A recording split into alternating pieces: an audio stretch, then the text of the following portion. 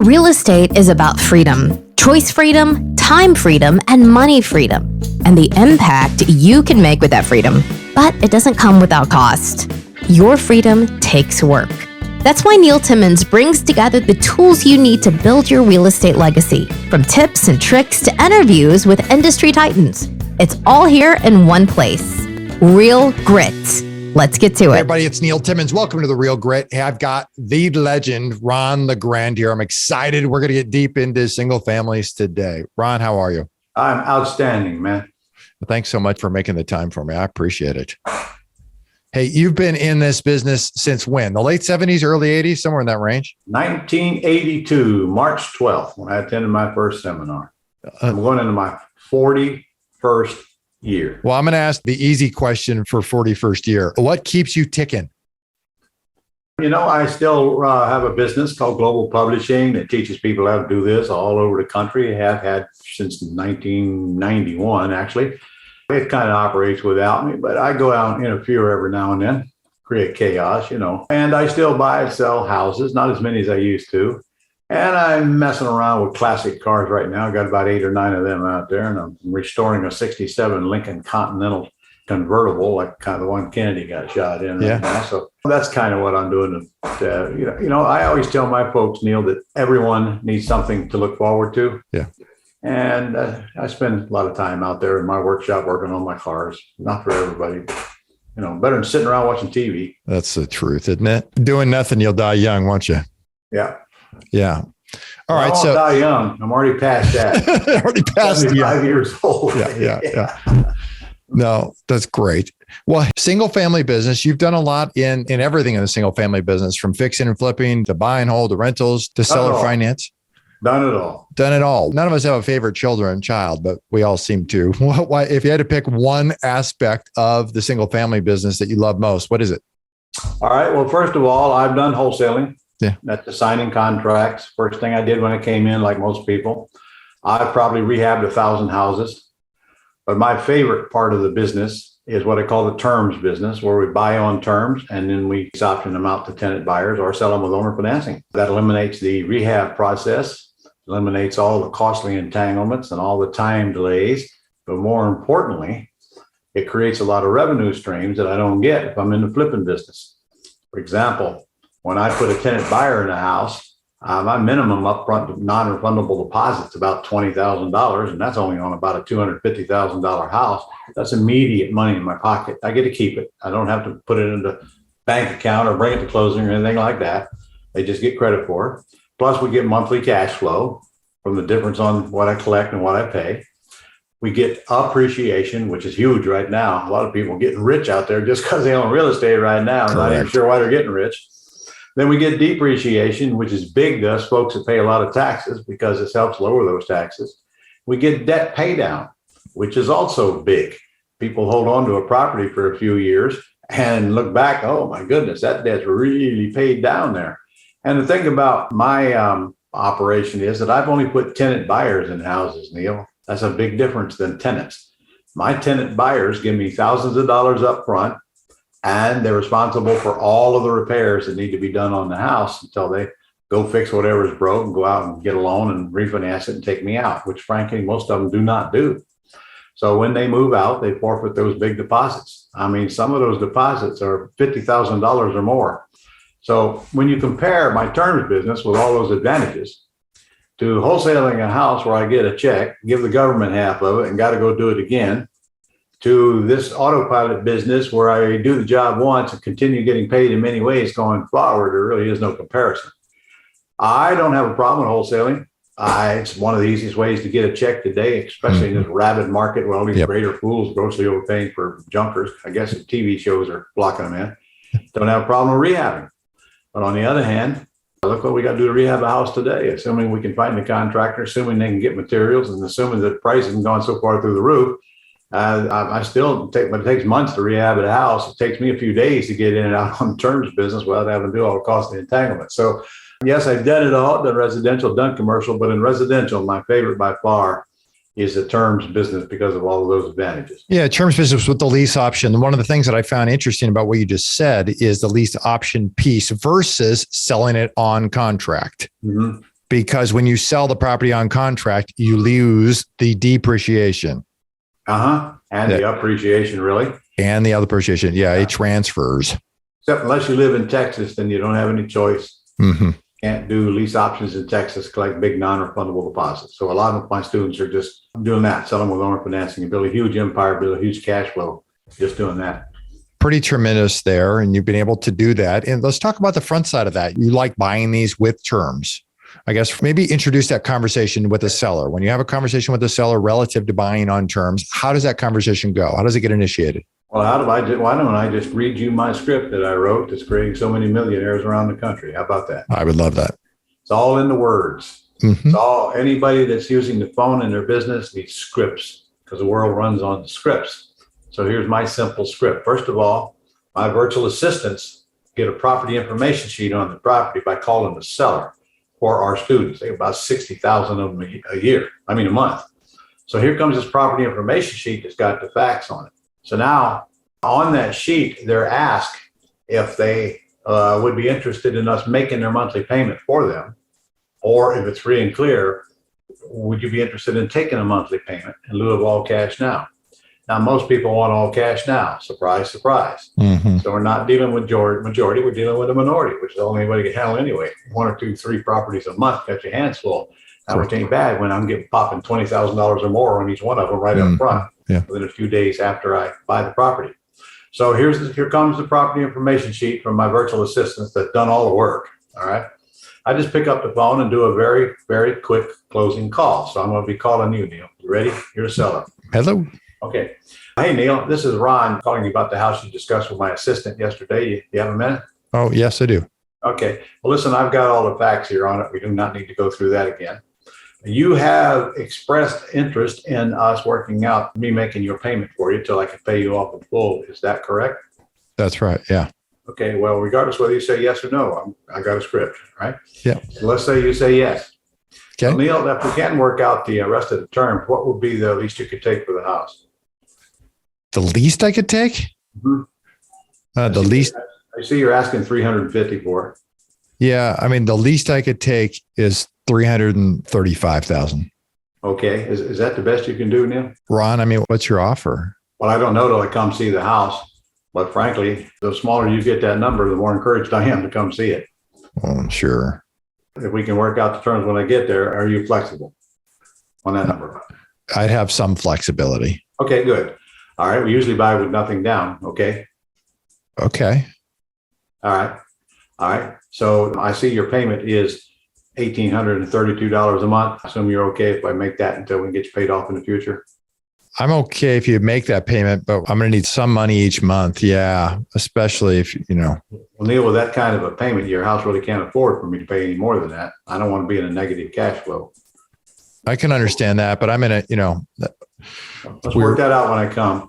Okay. All right. We're just in a little bit of a tight spot with our mortgage. And so, Yeah. Yeah. Well, it'd probably be good for me to take that off your back then, wouldn't it? that would be helpful. Okay. All right. Are you the only owner of the house? My wife. Okay. I need to have her there when I come. All right. Yeah. Just come in the evening. That's fine. Okay. All right. You just tell me what time. Okay. 6 o'clock. Okay. 6 o'clock's good. All right. Well, one more question. Yeah. If I come out to your house today and I like what I see and we do agree upon terms, are you ready to sell your house now and we get some paperwork done while I'm there? Well, yeah, we're ready to sell it. We're prepared. Okay, good. I'll see you at 6 o'clock. All right. Okay. You just went through my script and you gave me all the right answers. I like you already. Okay. So now you just gave me the information to know that I even want to go to your house. Right. All right. Then I have a whole script for people who say no. Yep. That gives them the advantages of perhaps thinking about saying yes, but none of this is going to work if they have to have all their cash now. Correct. It is surprising how many people do not have to have all their cash now. So we're working with those. So it screens them out pretty quickly. Yeah, that's tremendous to be able to put that in place. When typically buying something on terms, and I love the positioning of we typically buy with no money down. Perfect. How much are you actually putting? By the way, let's just stop for a minute. Yeah. You realize you just made me the offer. I did not make you any offers. Right. You just answered my questions. Answer the questions. You told me I could buy it with nothing down. Right. Because you said yes. Right. I would have been prepared if you said no. Right. All right, but you didn't. So shut up and move on. Yeah, exactly. Okay. Yep. That's absolutely incredible. How long are you typically putting a structure in place? I know as long as you can, but what's the average? How long are you putting in a structure in place with some folks? With the proper words coming out of your mouth, Yeah. and not shooting yourself in your own foot and being your own worst enemy. Most of the deals when I'm taking over somebody's payment, probably 75% of the time, my term is whatever the term of their underlying loan is. Mm-hmm. Yep. Because they said yes. Remember what I said to you? I assume you're okay if I just make your payment until we're paid off. Yep. You said yes. Right. You just named the term. I don't know what it is yet, but you just named it. Right. But in some cases, we have to put a balloon in it. It's all due and payable at some point. Yep. And I try not to do anything less than 5 years. And you'd be surprised. Some people give you 10, 15 years and no problem at all. It's like the property you was telling me on earlier. You just got 20 years seller financing. Yeah. Yes. Yep. Yep. Okay, by the way, I would have preferred principal only payments if it was me. Just saying. Yeah, I'm in agreement with you there. We ultimately had the seller name the terms there. Ron's referring to our previous conversation that he and I had on his podcast, which you should check out, where I got 20-year interest-only financing. Right. Mm-hmm. Yeah. And I'm with you. I would have much preferred principal-only financing. So we're only going to do with the sellers. There ain't no bank going to do that for us, are they? Not a single one. Seller financing is my favorite financing by far. And seller financing is what I'm going after. What is your opinion? When you look forward in the next 2, 3, 5, 8 years, we're in an increasing interest rate environment. How important is the skill set of the conversation to be able to obtain seller financing? Oh, man, I love it. I mean, I can't wait for the next recession. It's the best thing that happened to us real estate investors. I can remember a time, Neil, long time ago when I was sitting in a restaurant with a friend of mine, when the prime rate was 16.8% interest. And I said, God, I wonder if we're ever going to get down to 10% again. Right? That's funny now, 120 then. Here we are creeping back up toward that now. The worse the market gets, the easier it is for us to buy houses. And then when you're selling them on terms like me, the easier it is to sell. Of course, it's pathetically easy now in this hot market we're in. Right. When the market changes, fine, we just adapt to it. I've been through 6 cycles. And you know what I know? People always need to sell and other people always need to buy, regardless of the interest rate, regardless of who's president, regardless of the economic climate. This thing called housing is never going to go out of style. We just got to adapt with it. So let's say the market turn, and it will, as well as I do. Correct. The market is going to turn. Yes. In fact, a lot quicker than people think, I think, with these rates going up. And I agree with you. Yes. All right. So let's say it turns. You and I know better than to go guarantee debt. That's why we buy with seller financing. We don't guarantee the debt. No personal guarantees. Nothing on our credit report. Nothing on our financial statement. So we don't have any creditor chasing us for a debt. Now, we owe the sellers. We're going to pay the sellers, but who's going to pay us to pay the sellers, of course? In my case, my tenant buyers who have a dog in the hunt, thousands of dollars sitting there at risk. If they don't pay the rent, they're going to forfeit that money. And frankly, I'm going to adapt with them. Let's say the value goes down. Everybody, well, if the values go down, well, don't worry about it. Values go down and we'll fix it one way or the other. But here's the cool part. Now, in 2008, when the crap hit the fan here in Florida, it went down 40%, man, just like that. Mm-hmm. Okay? When the crap hit the fan, if you don't have any personally guaranteed debt and you don't have any big short-term 1-year balloons because the loan sharks got you, we don't have to do anything. We just ride it out because people always have to have a place to live and they will always rent the houses. So we just adjust with the time. So basically what I'm saying is that my business is an inflation, recession-proof business as long as you do it right.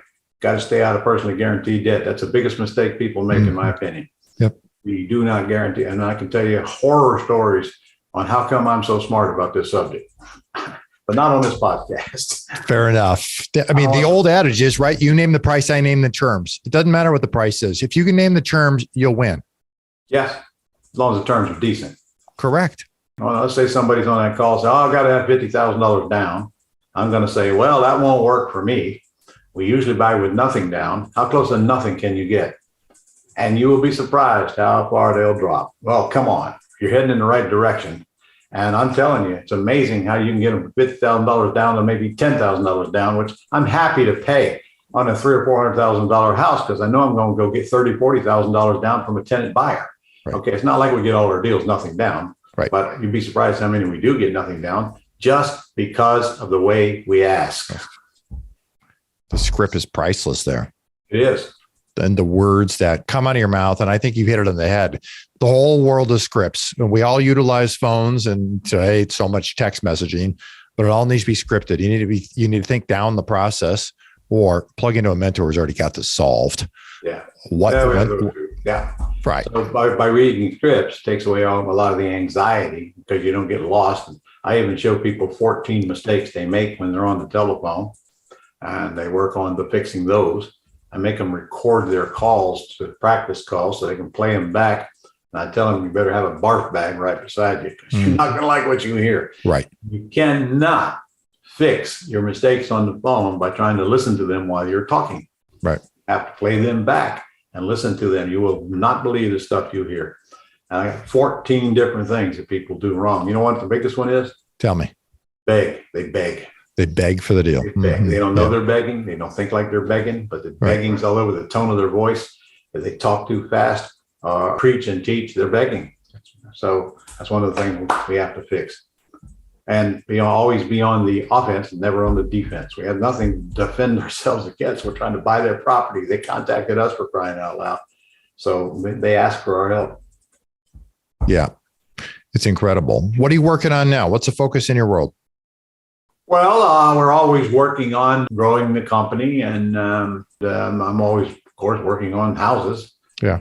I mean, I misstatement say I'm working on them. There ain't a whole lot of work in them.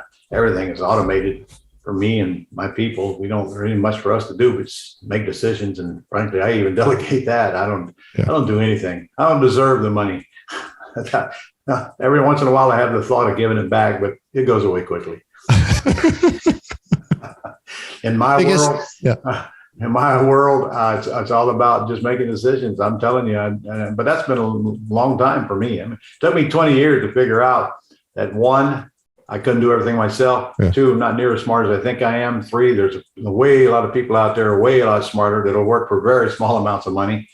And I learned, let other people do what they do best and get the hell out of the way and let them do it. Yeah. And then there's not much left for you to do, but make sure that the machine is running and until you can delegate making decisions even. I'm telling you, I don't have a whole lot to do. Top 2 or 3 most influential people in your professional life. Well, Robert Allen's seminar was the first one I attended. Yeah. He wasn't there. Him and I are good friends now. Some people, when you hear, might remember Mark O. Harrelson, Wake Up the Financial Genius Inside You, the apartment guy. I learned a lot from him.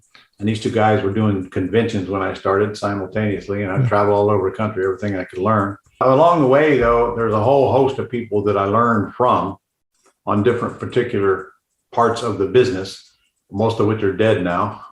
But back then, I was grabbing here, grabbing there, figuring out what to do next. I had all these things coming at me. I had the shiny object syndrome, trying to do everything. Finally just stuck to what I felt comfortable doing. And frankly, over the years, I stayed with it, Neil, which is what a lot of people make the mistake of going off on a different path. Just about the time you figure it out, almost figured it out, you go somewhere else and you never really master anything. Well, I mastered the craft of buying and selling houses, and I mastered the craft of teaching others how to do it, and have been doing that now for teaching for 33 of those 40 years and build a whole company around that. And I have a whole company people do a very good job of servicing customers, and some of them been at me. So I've got a couple been almost 20 years with us now. Incredible. Because what we do is a pleasure to do. It's great to help people make more money, get them out of the financial trap. And we never get tired of doing that. And, we get paid for it, but what the heck? They get way more value out of it than we do. Biggest mistakes you see people make entering into the single family space? Okay, I've got a pretty good list of those. How long do we have? One mistake is using your credit. When you use your credit, you risk your credit, you risk your assets, and you risk your marriage. For what? Go buy a house. Buy all the houses we want without using your credit. In fact, you can get 10 times more houses without credit than you can get with credit, because if you're using your credit, it ain't going to be long. Banks can cut you off. You're limited. Mm-hmm. Every time you go to the bank and borrow money, you are less lendable, and the bank looks at you at one step closer to bankruptcy. And by the way, friends, all that equity you have is totally irrelevant to these banks. They could care less about it. They see how fast it went away in 2008. Mm-hmm. So do not use your credit. That's a big one. And I can tell you the internet is just full of people telling you go put up 20% down, go down to the bank and borrow the money and do this BRRRR thing. You know, you're familiar with this BRRRR? Sure. Yeah. The first word ought to be bankruptcy. What does it stand for? Buy, renovate, Rent, repeat, refinance. Yeah. Well, there's two words in there I hate, and that's the rent and the refinance. I don't rent, I rent to own, get thousands of dollars back, and they do the work. We don't refinance under any circumstances. That would violate my rules. And if I catch anybody going down and qualifying for a loan to buy a house, I send Guido after him. You know, he's 6'8", ugly dude, man. And he's there to do you harm. Don't forget that. I'm coming after you. Stay out of banks. So that's the biggest mistake. Another big mistake is people take too long to seek quality advice from the people that are capable of rendering it. Mm-hmm. They listen to all the baloney out there, because I got a T-shirt that says the whole world is full of crap, and it is. Yep. You better not believe in too much of anything you hear unless you can verify it's true and from a quality source. Another thing is fear, man. I'll tell you what, fear is probably the number one biggest hurdle we have to solve with our folks best we can.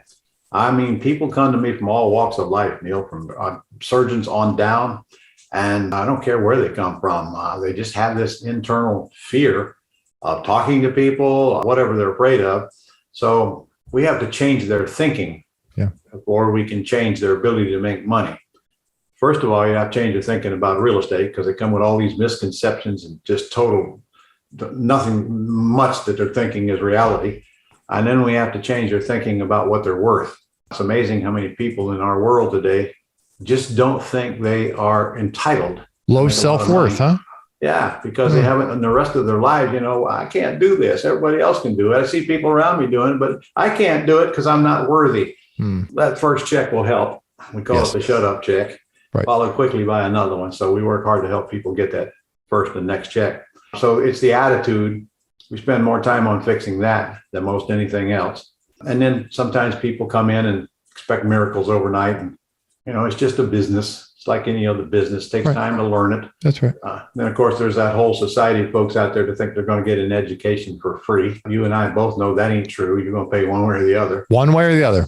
One way or the other. Yeah. And I'm telling you, the unfree part is 10 times more expensive than the You're right free about part. that. Yep. Yeah. Me and the School of Hard Knocks got along real great way back then. I've learned everything the hard way. What an expensive seminar that was. A lot of years as well. So also, well, I think I covered it. The outside world thinks that you make money in real estate is not reality in the inside world. And some people come in and they just have these misconceptions. So they go down the wrong path. And sometimes they go, you know, I hate it when I see people doing the same thing like wholesaling. How many wholesalers do you and I know? We're both in a group with wholesalers, 200 houses a year. Yeah. You know, have you ever asked yourself if they've ever wondered what happens if they kept about a third of those houses instead of just flipping them and getting a small check and paying double tax? Double tax. Yeah. Well, I thought the same way they thought for 20 years. You know, just get the check, get the check. But I'm in the golden goose business. I don't want to just get the check. I want to set it up once, keep getting checked for years and years and years, and get that residual income, which is I focus on helping people get. Want that money coming in every month, like you and your self-storage and your other commercial properties. Let's do the job once and keep on getting paid, because there's going to come a time when you don't want to get up, or you can't get up and go to work, or you just want to go do something else. So we got to get that cash flow coming in, residual income, so that I don't have to go to work for. And frankly, people who wholesale and rehab, it's just a job. They just bought a job. That's correct. They got to keep doing it, or they're not going to get a check. And they don't even know for sure when they're going to get their check. You get your checks on your tenants every month, don't you? Yes, right. You know exactly when they're coming in, don't you? I sure do. And I love it when they show up early. You can count on it. Yeah? So the whole goal is to get that income to the point that we can do anything we want, go anywhere we want, stay as long as we like, not have to worry about our business while we're gone, and do the things we weren't able to do up to that point in your life when you actually decided to do something to get financially independent instead of just watching other people do it. Geez, these are long answers to these short. I think all what you just hit on is all the reasons we got into real estate in the first place. And somewhere along the line, you know, people get distracted by shiny objects. They get onto something that works well for them. It is so much of this of real estate, wholesaling, fixing and flipping. They're all jobs. They're no different. I'll tell you what I tell people. This is a big mistake people make. They go buy or start a business. It sucks up their life. That makes them a little bit of money. Of course, a little bit of money is all relative. Relative, yeah. To you and I, a little bit of money would probably be an extremely well income to them. Yeah. Here's what I say. If you're going to go into a business, go into one that can make you filthy, stinking rich, not just make you a living, because it's the same amount of work. So the goal is to get yourself out of work and into wealth. And by the way, you can do that tax-free as well as taxed. And I've heard, don't know this for sure, but I've heard that money grows a lot faster when there's no taxes on it. Well, I think Warren Buffett may have commented on that. I think you might be right. You think? Okay. All right. Biggest line item expense in any individual's existence, tax. Yeah. And if it's not a problem for you, that just means you're not making enough money. Yep. Nope. That's exactly right. What did love him or hate him? It doesn't matter. Donald Trump said it. If you're in real estate and you're paying taxes, you're doing it wrong. Yeah. Of course, people don't understand why he's not paying taxes. Right. If he's not, I don't know if he's not. Right. And they don't understand the millions of dollars he gets back into the economy in one form or another, just maybe not be income taxes. That's exactly right. But he definitely pays his price to be rich. There's no doubt about it. There's no doubt about that. Yeah. Let me move into my final segment, what I call 4-4 impact. What's your favorite quote? The less I do, the more I make. God, I love that. Got a book by that title on Amazon. Beautiful. You alluded to it, but what do you think holds most investors back from hitting their personal next level? Fear and or total miseducation about needing money. For example, a lot of people don't start because they think they need money. They think they need money. Untrue. Absolutely untrue. Yeah. But, they don't take the time to figure out. They listen to all the crap on the internet, listen to all the Burr methods, whatever, which I laugh when I see these kids. I don't even want to watch, to tell you the truth, because it just makes me upset, all the crappy advice they're giving people, and worse, they're following it. Right. They know not what they do. But that's it. They either think they can't do it, or their self-esteem is so low, they just don't want to do it and get out of their comfort zone, or they think they need money, or they need credit. In fact, again, you need both, neither of them to do what we do. In fact, you can't make money without money. You won't make money with money. That's sound advice right there. Outside of real estate, what are you most passionate about? Do we get to count the ability to help other people? I think that's more than fair. Yeah. I love to teach. I've been teaching for a long time. I still teach. I still teach most of my own events, not because I have to, but because I want to. And geez, I got to have something to do anyway, Right. Okay. golfing, I can't see where my ball lands. Fishing, I do that a few times. Travel, I've done enough travel. I got an airplane of my own, 2.5 million miles on Delta alone. I don't need any more travel, frankly. And just send me a postcard. And, been all over, wherever I want to go. So I'm a camper. I have an RV. Yeah. Go camping from time to time. But honestly, I spend more time on my cars than anything else. Yeah. You hit on it, but I ask it anyway. Last question. What's your favorite way to make an impact? Oh, make an impact? Yeah. Showing people what they're capable of doing and how to go about doing it, and then helping them along the way implement what they need to do to get it done. Yeah. Who would not want to do that? Yeah. Crying out loud. You should see the mountain of testimonials. I mean, you can't haul them in a wheelbarrow because we constantly get them day in and day out, because what we do works, and it's not that complicated, but you have to learn it. You ain't gonna inherit. You ain't gonna learn it on YouTube. But once you get it down pat, and learn how to carry on a simple conversation with folks, it's just rinse and repeat. And pretty soon you're going to delegate that to somebody. So I teach everybody, go get in real estate so that you can make the money and free up your time to go do whatever else you want to do in life that you can't do because you don't have the money. Yeah. And I don't know, whatever that is. Some people come and they work for a couple of years and they go on a mission for a couple of years, whatever floats your boat. Yep, exactly. For those who want to learn more, they want to connect with you, they want to follow you, they want to buy something you sell, how can they track you down? I don't sell anything.